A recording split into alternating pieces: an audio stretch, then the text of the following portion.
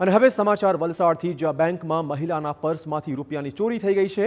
SBI બેંકમાં મહિલા ચોરે આપી હતો આ ચોરીને અંજામ।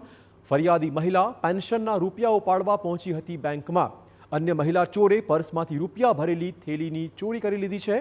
પોલીસે સીસીટીવી ફૂટેજના આધારે આ મહિલા ચોરની શોધખોળ હવે શરૂ કરી છે। તો મહિલા ચોર પોતાની કરતૂત સાથે સીસીટીવી કેમેરામાં કેદ થઈ ગઈ છે। એક મહિલા પેન્શનના રૂપિયા ઉપાડવા આવી હતી, જેની થેલી ચોરીને આ મહિલા ચોર ફરાર થઈ ગઈ છે। આ ફૂટેજના આધારે હવે પોલીસે આ મહિલા ચોરને પકડી પાડવા માટે તપાસના ચક્રો ગતિમાન કર્યા છે। વધુ વાત કરવા જોડાશે અમારા સંવાદદાતા નિલેશ। પોલીસ તપાસ કેટલે પહોંચી?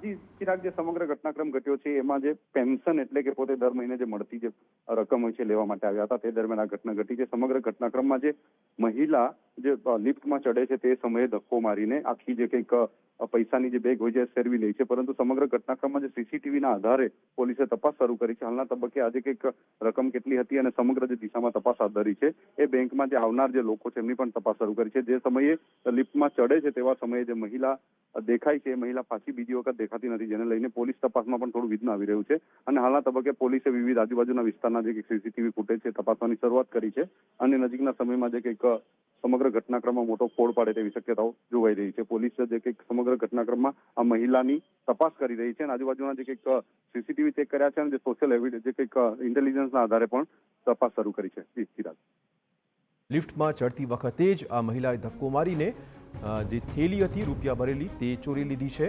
હાલમાં આ ફૂટેજના આધારે પોલીસે તપાસ શરૂ કરી છે।